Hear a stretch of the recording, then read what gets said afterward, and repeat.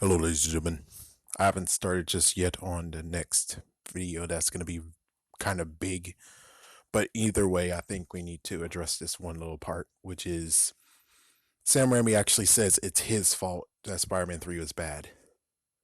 And considering I just heard that the company, Sony, actually told him that he needs to make a fan a fan friendly Spider-Man or movie or some kind of thing. That is where it's completely stupid. It's completely stupid. And of course, he went on record saying that he doesn't care about Venom. He doesn't know anything about Venom. But of course, we know what Avi Arad had to say. Avi Arad said that Venom will make money. Venom is a good fan. Venom, Venom, Venom, Venom, Venom. And as you can see, he got his own movie. He finally got the movie he wanted for 12 years. And I bet he is tap dancing and so happy that he finally got what he wanted. Which I really wish that the movie actually crashed and burned, but sadly, it was just too good of a movie. And when it comes to the whole writing of Eddie Brock, even when it comes to the novel, the Eddie Brock that you got in the Venom movie was too damn good. It actually made him look good that the Sam Raimi version looks so horribly bad, and it could have been even worse, which I really wish I could still get that image out of my head. But again, this is personally, in my opinion, Sam Raimi is not at fault. Because if Sam Raimi was really at fault, I don't think he's at fault. They wanted to do something. They wanted to be the big dogs. They wanted to take credit for a movie. And they were like, okay, well, we're just going to have our big foot down and say, hey, we're going to do Venom. And then we have Laura Zinskin. I'm not going to say may she rest in peace because she doesn't deserve it. She's like, but I would like to have a love triangle in the movie. She's the one who created the idea of the love triangle of Gwen Stacy, Peter Parker, MJ, or MJ, Harry Osborn, and Peter Parker. She was the one who created that idea. She was the one who suggested that idea in the movie. That wasn't Sam Raimi. That wasn't his brother. That wasn't the other writer, Alvin Sargent. That was actually Laura Zinskin who put that in the movie. I still actually prefer to see the real Spider-Man 3. The real one. The one he wanted to do. The one with Sandman and Vulture. That is Spider-Man 3 in my opinion.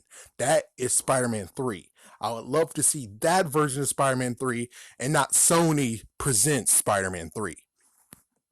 Because it's very, very bad. Even the novel version, it's pretty bad and it got even horrible at the end. I'm sorry to tell you this. Actually, I'm not even sorry to tell you this. But I'm pretty sure that when it comes to Sam Raimi, this is not you. This is not you at all. Because if it was really you, then technically, excuse me, still dealing with some issues. But if it was really his fault, then technically The Amazing Spider-Man and Amazing Spider-Man 2 would continue on as a franchise. They didn't have to go to Marvel for Spider-Man. Is that true? No. The first Amazing Spider-Man was a horrible movie. I'm sorry to say that, but it really was horrible, especially the fact of someone's like, I like Spider-Man now. Spider-Man's not a nerd anymore.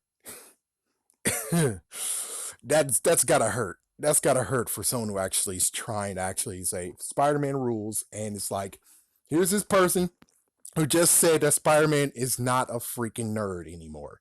He lost a piece of himself when it came to the Amazing Spider-Man movie.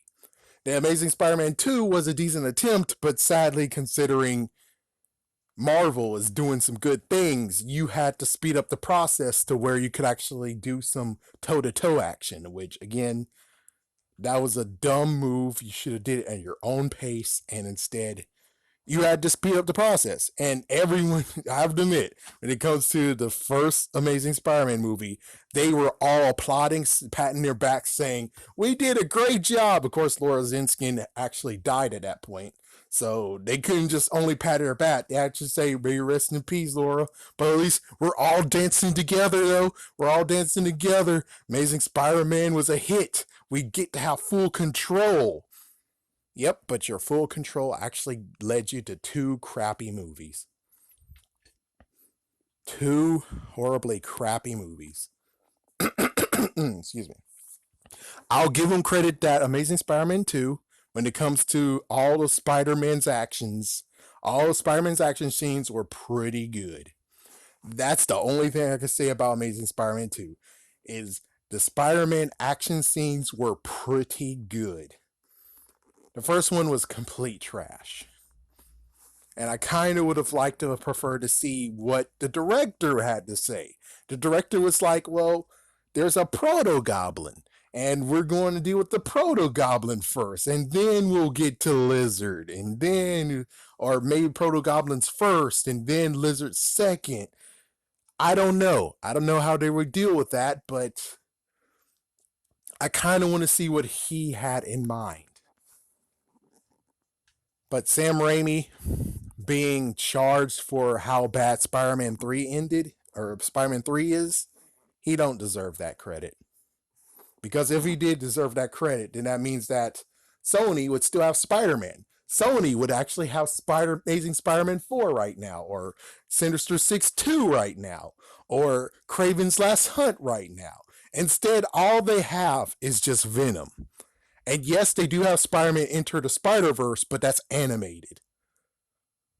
So, Sam Raimi, my personal opinion, you do not deserve the credit for how bad Spider-Man 3 is. You don't deserve it. The only way how you truly fully deserve it is if you actually had the script that you wanted to do, had the story you wanted to do, and the story was horrible. And I get the whole up the ante thing, but I didn't see that.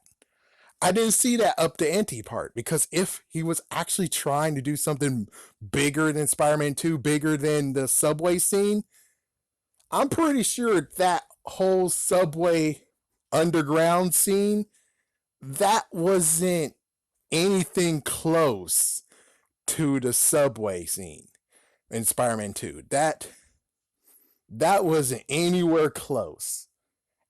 I'm I just don't believe that's close at all.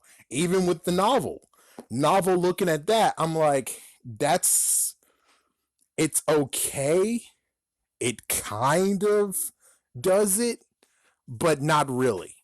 It kind of does it, but not really.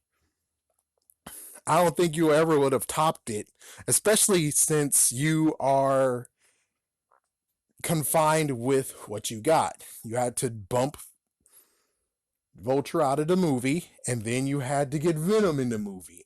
And I think it was, again, Laura Zinskin who was like, yes, but I can't wait to see what happens with Harry's life. And it's like, yeah, I'm pretty sure she's the one who was like, yeah, we want to have Harry in this involved too. Because if you did want Harry involved, I'm pretty sure you would have said that the movie would have had Sandman, Vulture, and Harry Osborn, or the New Goblin. It didn't have that in there. You only said Sandman and Vulture. Well, anyways, I gotta move. I gotta get out of here. Tell me what you guys think about this. Peace.